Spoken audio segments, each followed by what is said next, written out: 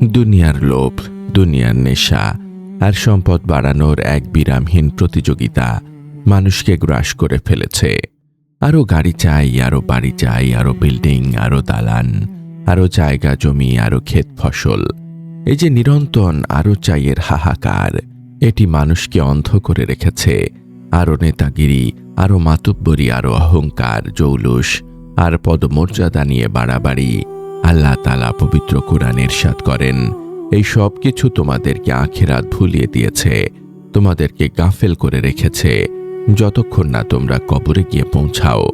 সূরা আত-তাকাসুর আয়াত 1-2। অর্থাৎ এই দুনিয়ার মোহ মানুষকে এতটাই আচ্ছন্ন করে রাখে যে সে মৃত্যুর কথা, কবরের কথা বেমালুম ভুলে যায়।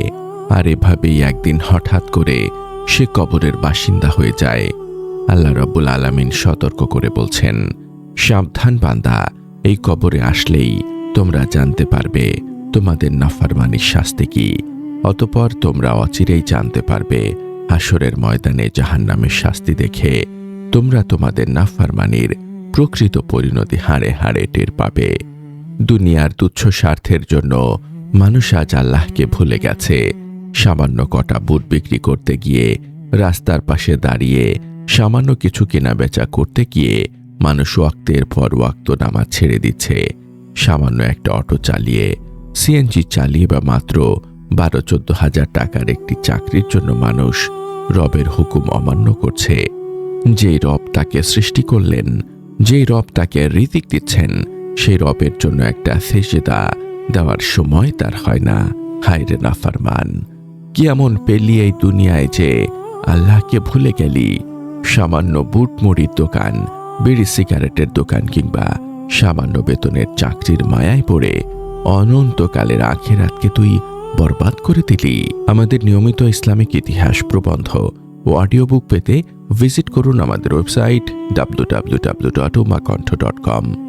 এছাড়াও আমাদের ফেসবুক পেজ ও ইউটিউব চ্যানেলে যুক্ত হয়ে আমাদের সাথেই থাকুন। প্রিয় ভাই ও বোনেরা, আমাদের এই সমাজে যুবকরা আজ 12-20 হাজার টাকার একটি মোবাইল হাতে পেয়ে আল্লাহকে ভুলে গেছে। এই যন্ত্রের নেশায় পড়ে সে তার চরিত্র, ইজ্জত, আত্মমর্যাদা, বংশের সম্মান সবকিছু বিসর্জন দিয়েছে। ইসলামের সম্মান, আল্লাহর হুকুম, রাসূলের সুন্নাহ, কবর, হাসর সবকিছু তার স্মৃতি থেকে মুছে গেছে। দিন রাত 24 ঘন্টা সে মোবাইলের স্ক্রিনে ডুবে আছে। না আছে দিন, না আছে তার রাত। যুবকদের দিকে তাকালে মনে হয় তারা হাঁটে, বসে, চলে সবসময় শুধু মোবাইল আর মোবাইল। রাত জেগে নির্লজ্জ অশ্লীলতায় ডুবে থেকে তারা নিজেদের জীবন ও যৌবনকে ধ্বংস করে দিচ্ছে। অথচ তারা ভাবে না এই অশ্লীলতার শেষ কোথায়।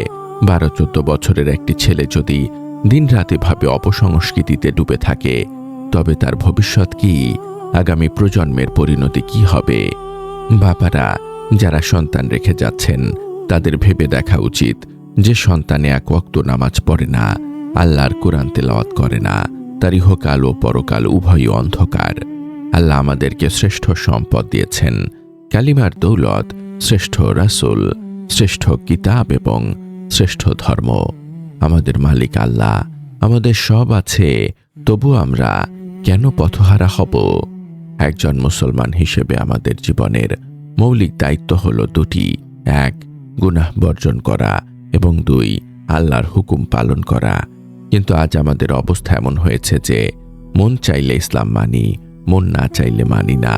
মন মতো হলে এটাই জীবন, আর মন মতো না হলে সেটা বর্জন করি।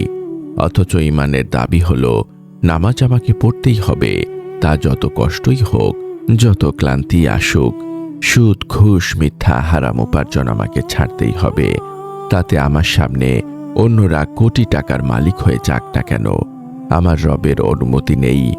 তাই আমি হারামের দিকে পা বাড়াতে পারি না।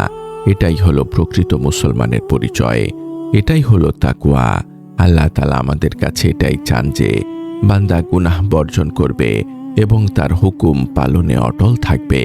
বিনিময়ে আল্লাহ তাকে দান করবেন অনন্তকালের জান্নাত। যে ব্যক্তি নিজেকে গুনাহ থেকে বিরত রাখে এবং আল্লাহর হুকুম পালনে নিজেকে ব্যস্ত রাখে, সেই মুত্তাকি। ধরুন একজন মানুষ প্রতিদিন রাত 3টা বা 4টায় বাসায় ফেরে, তার শরীরে প্রচণ্ড ক্লান্তি।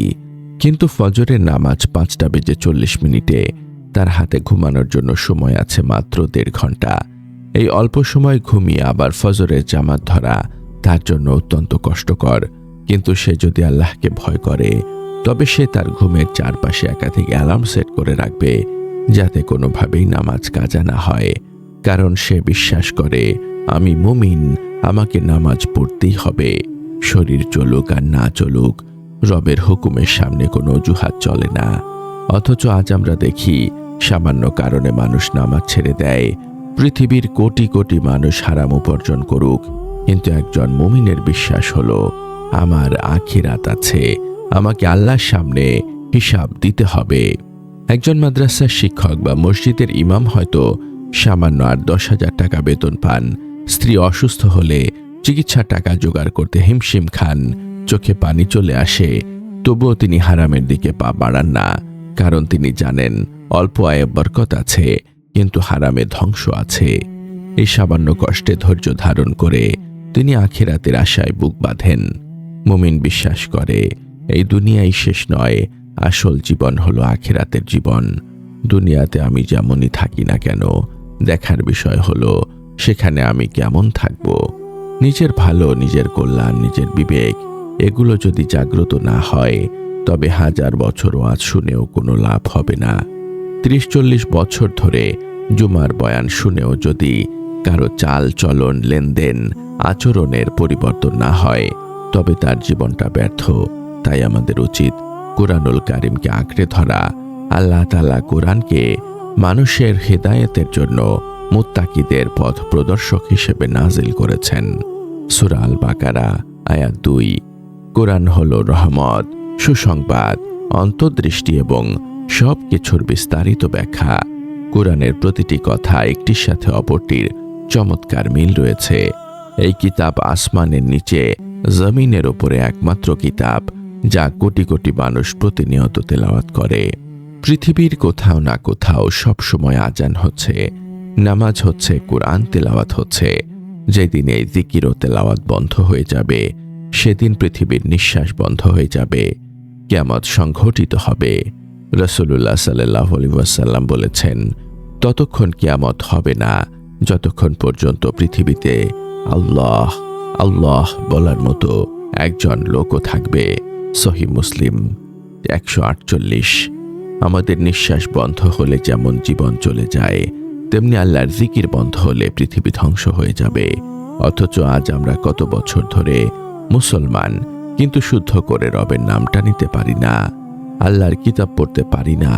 রাসূলুল্লাহ সাল্লাল্লাহু আলাইহি ওয়াসাল্লাম বলেছেন, যার অন্তরের ভেতরে কুরআনের কিছু অংশ নেই, সে যেন এক বিরান ঘর। সুনানে তিরমিজি 2913। বিরান ঘরে যেমন মানুষ থাকে না, থাকে সাপ, বিচ্ছু, পোকামাকড় আর চতুষ্পদ জন্তু, তেমনি যার অন্তরে কুরআন নেই তার অন্তরে মানুষের গুণাবলী থাকে না, থাকে পশুবৃত্তি। আল্লাহ তাআলা পবিত্র কোরআনে এমন মানুষদের চতুষ্পদ জন্তুর চেয়েও নিকৃষ্ট বলে আখ্যায়িত করেছেন। সূরা আল আরাফ আয়াত 179। কারণ কুকুর বিড়ালও তার মনিবকে চেনে, কিন্তু এই মানুষ নামের প্রাণীটি তার রবকে চেনে না। 30 বছর ধরে সে রবের সাথে যুদ্ধ করে, সুদ খায়, মিথ্যা বলে, ওজনে কম দেয়, নামাজ পড়ে না। সে চতুষ্পদ জন্তুর চেয়েও বেশি পথভ্রষ্ট। যে চোখ আল্লাহর নিদর্শন দেখে না, যে কান আল্লাহর কথা শোনে না, যে দিল আল্লাহকে নিয়ে ভাবে না, সে আসলে মৃত। আজ যুবকরা মোবাইলে অশ্লীল দৃশ্য দেখে চোখের জিনা করছে, অন্তরের জিনা করছে। রাসূলুল্লাহ সাল্লাল্লাহু আলাইহি ওয়াসাল্লাম বলেছেন, চোখের জিনা হলো দেখা, কানের জিনা হলো শোনা, হাতের জিনা হলো ধরা, পায়ের জিনা হলো হাঁটা, আর অন্তর তা কামনা করে এবং লজ্জাস্থান তাকে সত্য বা মিথ্যা প্রতিপন্ন করে। সহিহ বুখারী 6243। আল্লাহ তাআলা কুরআনে জিনার কাছেও যেতে নিষেধ করেছেন, কারণ এটি অশ্লীল এবং নিকৃষ্ট পাপ। সূরা আল ইসরা আয়াত 32। অশ্লীলতা মানুষকে জাহান্নামের আগুনের দিকে নিয়ে যায়। পাউডার স্নো মেখে বেপর্দা হয়ে যে নারী রাস্তায় বের হয়, সে নিজেকে জাহান্নামের ইন্ধন বানাচ্ছে। আল্লাহ তাআলা সূরা আল ফুরকানে 3টি বড় অপরাধের কথা উল্লেখ করেছেন। 1, আল্লাহর সাথে শিরক করা, 2, অন্যায়ভাবে কাউকে হত্যা করা এবং 3, জিনা বা ব্যভিচার করা। যে ব্যক্তি এই কাজগুলো করবে সে আথামা বা কঠিন শাস্তির সম্মুখীন হবে। কিয়ামতের দিন তার শাস্তি দ্বিগুণ করা হবে এবং সে সেখানে লাঞ্ছিত অবস্থায় চিরকাল থাকবে। সূরা আল ফুরকান আয়াত 68-69।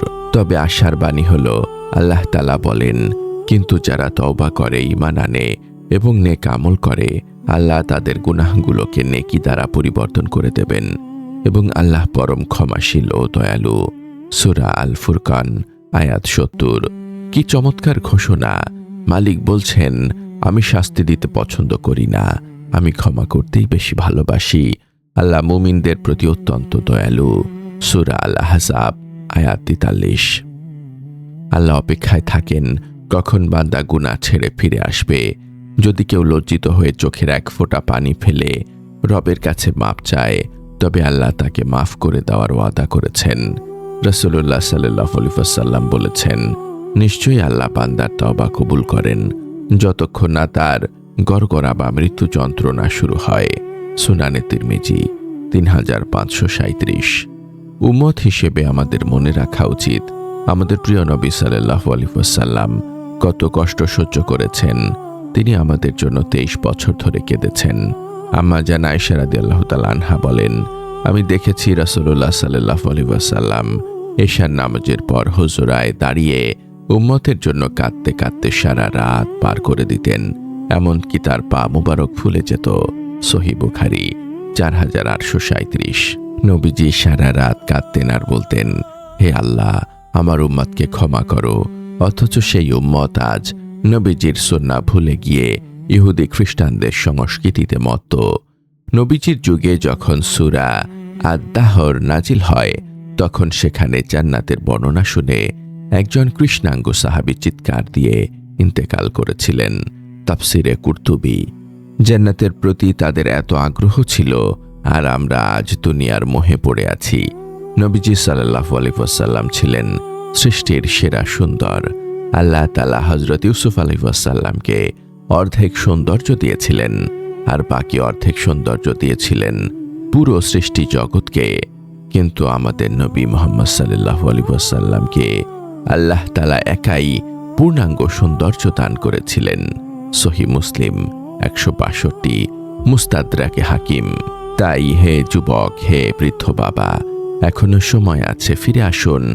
60 বছর বয়স হয়ে গেছে, এখনো বিড়ি খান, এখনো গালি দেন, এখনো হারামের রোজগার ছাড়েননি, এখনো চায়ের দোকানে বসে সময় নষ্ট করেন।